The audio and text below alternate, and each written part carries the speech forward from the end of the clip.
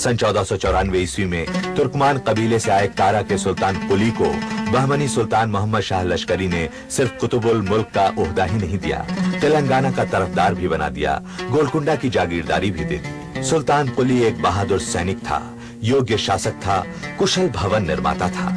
Iran के Hamdan से ऊंची मीनार, बड़े दरवाजों की तस्वीर मन में बसाए हुए हिंदुस्तान आया था, एक चट्टानी इरादे के साथ, और उसी की झलक देखने को मिलती है गोलकुंडा के विराट किले में। यहाँ का हीरा बाजार दुनिया भर में मशहूर हो गया। गोलकुंडा की बाहरी दीवार का मुख्य प्रवेश द्वार, अंदर रिहायशी इलाका भी है और किला भी। पुराना नाम नहीं मालूम। औरंगजेब ने 1687 ईस्वी में दिया नया नाम, फतेह दरवाजा। मुख्य द्वार तक पहुंचने के लिए दो बाहों के घेरों के बीच से होकर गुजरना पड़ता था। ऊपर निगरानी के लिए रहते थे पहरेदार। बाहरी दीवार का घेरा 6 किलोमीटर, 87 बुर्ज, 8 दरवाजे। गोलकुंडा का किला चारों ओर से ऊंची दीवार से घिरा हुआ है। अंदर जाने के लिए है यही एक दरवाजा, बाला हिस्सार दरवाजा। दरवाजे की ऊंचाई जितनी मेहराब की ऊंचाई नहीं है। ऊपर पट्टी पर शेर भी है, शेरनी भी, मोर भी है, मोरनी भी, सुरक्षा और समृद्धि के प्रतीक। बाला हिस्सार के इस मुख्य दरवाजे के सामने की ये हिफाजती दीवार औरंगजेब की बनवाई हुई है। दरवाजे से अंदर जाने पर है एक दालान, सुरक्षा भी, स्वागत भी। इस लंबे दालान के बाद है ये चौड़ा बरामदा। ये इब्राहिम कुतुब शाह का बनवाया हुआ है। और आइए अब देखते हैं कारीगरी का चमत्कार, आवाज का जादू।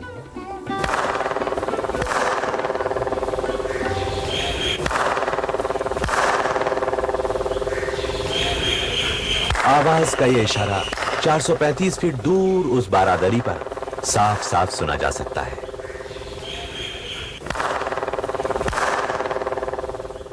मुख्य दरवाजे की बाईं ओर असलह खाना, तो बंदूक बारूद रखने का गोदाम, नक्कार खाना, कभी शहनाई गूंजी, कभी नगाड़े धमके। आइए अब बारादरी की ओर चलें।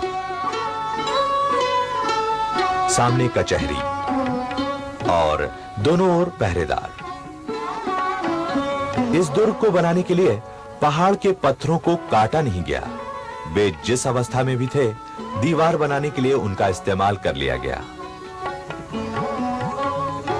ये 362 पत्थर की सीढ़ियां 3 मोड़ों से गुजरती हुई ऊपरी सिरे पर बारादरी तक ले जाती हैं। अनाज रखने का भांडार, भंडार से बाहर जाने पर थोड़ी ही दूर पर है अंबर खाना, यानी सामान रखने के लिए जगह। इब्राहिम कुली कुतुब शाह ने 1560 में बनवाई थी ये मस्जिद। बाल हिसार के अंदर है ये देवी मंदिर, पुराने काकतीय दुर्ग की स्मृति। कुतुब शाही सुल्तानों ने इसे तोड़ा नहीं। ये उनकी धार्मिक समन्वयक दृष्टि का ठोस सबूत है। दीवाने खास, जहां सुल्तान और वजीर, ऊंचे ऊंचे अधिकारी सलाह मशवरा करते थे, नीति निर्धारित करते थे। बारादरी की ऊपरी छत इस इलाके की सबसे ऊंची जगह, जहां से दूर दूर तक चारों तरफ निगरानी रखी जाती थी। फरियाद है, फरियाद है। जी हां, यही है दाद महल। कहते हैं यहां फरियादी खड़ा होता था और दूर ऊपर ओट में सुल्तान बैठे रहते थे। और फरियादी की सिर्फ फरियाद ही नहीं, बल्कि उसके दिल की धड़कन भी गूंजकर ऊपर सुल्तान तक पहुंच जाती थी। देखिए, हर फैसले के बाद जब सुल्तान दीवाने खास यानी बारादरी से दौलत खाना आलिया की ओर लौटते थे, तो यही होता था उनका रास्ता। दोनों तरफ पहरेदार और इस दालान में किला कोतवाल। बारादरी के दूसरी ओर से रिहायशी इलाके में जाने के लिए हैं 280 सीढ़ियां, और यहां से शुरू होता है रिहायशी इलाका। महलों में पानी पहुंचाने के लिए पानी को नीचे से पहले 350 फीट तक 3 फारसी रहट से उठाया गया।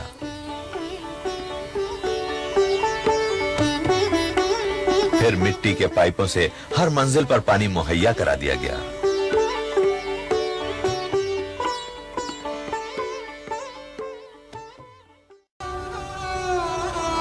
और यह है रानी महल के भीतर की जनाना मस्जिद। हरम में रहने वाली बेगमों शहजादियों के लिए छत पर यह खूबसूरत बागीचा बनवाया गया था। 5 फव्वारे थे यहाँ और दुनिया भर से चुन चुन कर बेशुमार फूल लाकर यहाँ लगाए गए थे। ये था शाही हम्माम, जहां कभी सिर्फ रानियां महारानियां स्नान करती थीं। और ये थे मिट्टी के बने 2 पाइप, जिनके जरिए गर्म पानी और ठंडा पानी इस हौज में आकर मिल जाता था। नहाने का पानी इस रास्ते से होता हुआ बाहर निकल जाता था। यानी ये था तुर्की हम्माम। सिंगार कोठा, मेहंदी, काजल, संदल, मिस्सी और खुशबूदार तेल की मिली जुली खुशबू फजाओं में बिखरी रहती थी। बेगमें यहां साज सिंगार करती थी। कभी इसे रानी महल कहा गया, कभी रंग महल। हरम था, हजारों बेगमें शहजादियां रहती थी यहां। बेशकीमती लिबास थे, जेवर थे, लजीज खाने थे। यह है खिलवत, सुल्तान का ख्वाबगाह। यहां सुल्तान और कोई नहीं, सिर्फ सुल्तान रहते थे।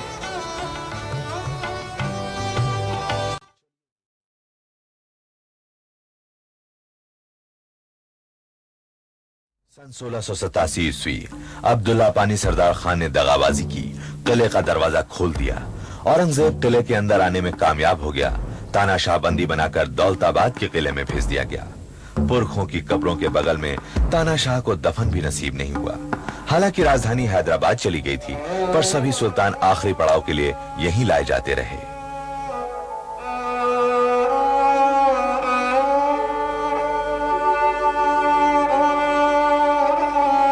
मुगलिया गोले बारूद ने हिफाजती दीवारों को, ऊंचे बुर्जों को, नाजुक महलों को मिट्टी में मिला दिया। छत के बागीचों को उजाड़ दिया। अब तो न महल हैं, न हम्माम, न झरोखे, न दरवाजे। फालिज ज़दा की तरह खड़ी हैं चंद बदरंग टूटी गिरती दीवारें। इतिहास की किताब के चंद फटे जले पन्ने।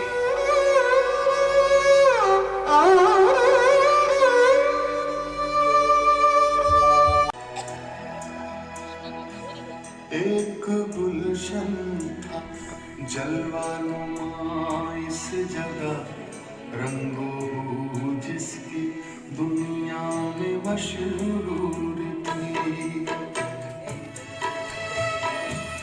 एक गुलशन था जलवानुमा इस जगह, रंगो जिसकी दुनिया में मशहूर थी। बेगमों की हंसी गूंजती थी यहाँ, शाह की शान शौकत भी भरपूर थी। ताज की शक्ल में जब तलक ये किला, गोल घूंगा की अजमत करेगा बयां, मिट सकेगी नहीं शान मुल्के तकन, मिट सकेगा नहीं उसका कोई निशान। एक गुलशन था जलवानुमा इस जगह, रंगो जिसकी दुनिया में मशहूर